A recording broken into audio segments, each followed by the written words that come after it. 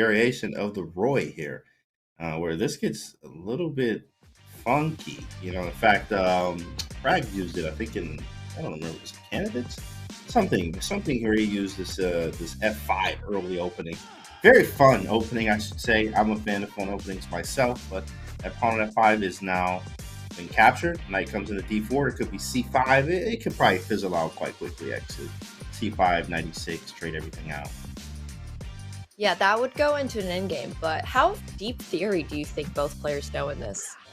Definitely Sardosha, I think, probably knows a little bit more. Samay, if he's going to play this weird stuff, he might know some theory, but not as much here. I think they might be already out of theory. Already out of theory thinking. Does take a moment to think, but the idea that you had laid out there with C5 96 does make a lot of sense, trading off the knight, which is pretty strong in the center right now.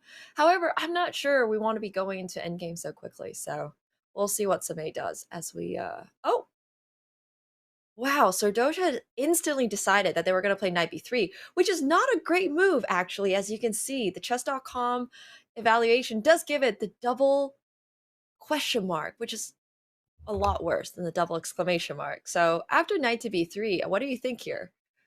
Yeah, in fact, the problem is he can just take on F5. Like, bishop takes F5 with no resistance. So now you got this bishop, and the knight comes to F6. You can't really challenge the center. Pawns on E4 and C5 control literally, even though it's weird, they're kind of a file off.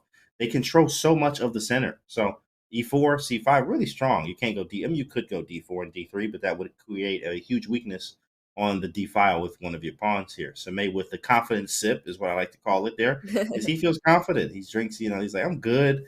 I'm good to go. I'm feeling great. He's got castle queenside coming. I think he got everything he wanted out of this opening already here. I think it's Sardoche who needs to actually get better and figure out what he wants to do now. Yeah, and as you guys know, controlling the center is one of the most important concepts in chess because from the center, everything else around it becomes a lot easier to play in. So over here, we do see Samay bringing out that knight to f6, defending the d5 square, reinforcing the e4 pawn. It's looking like a pretty solid opening for Samay. And the castle queenside should be coming up next. From White's standpoint, what do you even do? Like, you can't go D3, drops a pawn, babe, believe it or not, actually. D3 you could take twice on D3 because of the pin on the E file. So it looks like you probably should castle and maybe rook E1 and then try to get D3 off. That's going to take a few moves. Well, we do spawn over to Sardoche versus Samay. Whoa! Look at that bar! What? Nemo, whoa. Is he cooking? Samay is over here. Let him rook, chat. Let him rook. Let him breathe.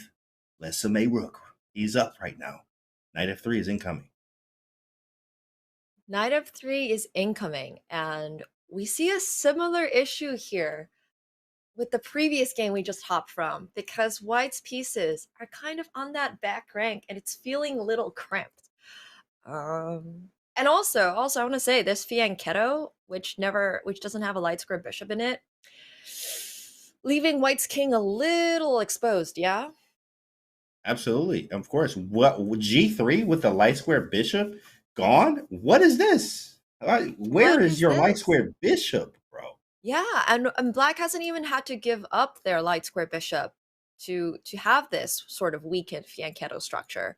If this pawn was here, this would be a very different story. But since the pawn is on G3, White has a lot of issues to tackle over here. Look at my development on the back rank. The light squares are bad. My king's under attack. Why is my queen on A5? I don't even know how it got over there. How did that even happen? I'm trying to like map out how it possibly got there because we left the game around when Samay played C5 and then bishop takes F5. So I'm not really sure how it might have gotten there. Yeah, it's like funny because like you got castled, you moved the rook to E1, the knight stayed on C3 and B3, and somehow you just picked up the queen and put it on A5. And he goes for the exchange sacrifice here, but this one is really tough. In fact, Samay is just winning. In fact, Samay is just winning. He's just winning. That is very, very true. This is going to be a free exchange for Samay if Samay does choose to take it. Well, I guess exchange on a pawn, but not just that. He will get to take the rook. The knight will probably capture back. You have to take it back. And then something along the lines of queen d5, I can see happening, which just aligns your queen against your opponent's weak king side. And this is all types of scary with a wayward queen, very little development. Sardosh is in a bit of a pickle here. Yeah, this is tough here. I do like the fact that he can play d3. So, he did choose, okay, you know what? I'm going to attack your queen, grab a tempo, and play d3 and hope for the best. Is the idea here, as you're pointing out, queen d5, d3, and he's okay. He's definitely losing, but he's like, okay, you know what? You gotta prove it. What he's saying. Maybe I go for queen e6 though, with the idea of queen h3. Oh, wow. A Yeah, little three in check. between move here. Not worried about the queen capture because the king is in check. So once the king moves, what do you think Samay's plan here is?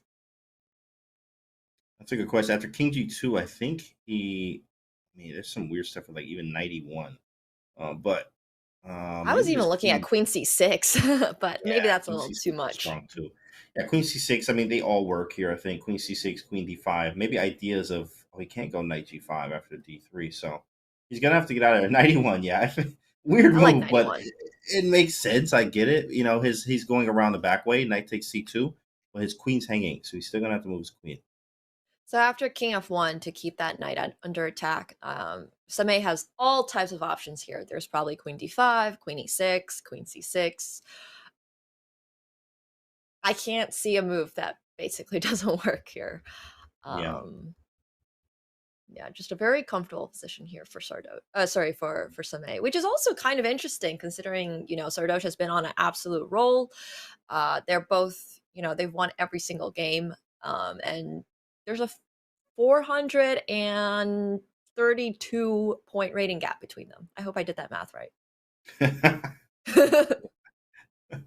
Yeah, in fact, as Sardoche here was not expecting, I believe, for Samay to be playing as strong as he is here, and I know that he's feeling it. He's like, oh man, you can see, I think he's biting the nails there, showing a little bit nervousness. You can see it as Samay looks very chill, very calm. He's like sleep, meditation, looking down. He's just chill, arms Chill. folded, feeling great. It's like this is my game. Who is this Sardoche 2100 guy? Yeah, Samay called me last night and I was like, Nemo, why am I in the Super Pogchamps? Everybody is so strong. And I was like, Ah, nah, you got this. And I'm really glad to see that he really does have this, taking down Sardoche with the black pieces in their best of two here is going to be crazy because, yeah, I, sh- so it's your you fault, know, Nemo. You unlocked his confidence. You unlocked his I unlocked confidence. his confidence. He's I just had like, I'm nothing to do super with hyped. that confidence. I was just like, yeah, there's Andrea You Botes in got the this, bro. tournament. It's going to be tough, but hey, you got this. At You least you got don't have this, to bro. play her today. Yeah. So it'll be really interesting to see how the rest of this match between them plays out. As this is just a beautiful position. And then king to d1, there's still just queen g4. It's just mate. Everything's just made here. King E2, it doesn't matter. We're going to see Samay take down Sardos here. King E2 played. He's probably going to bring the King rook e2. because it's more practical. It's just a very easy move to play. Rook check, it played. King D1, Queen G4 check, and Wow, hit the playing button. until a checkmate. I would definitely spite resign in this position. Spite resign, punch the air real Spite hard, resign. turn my Yeah, camera off, punch the air, and then turn it back on. exactly. But playing until checkmate. Very noble and beautifully played by Samay. Wow.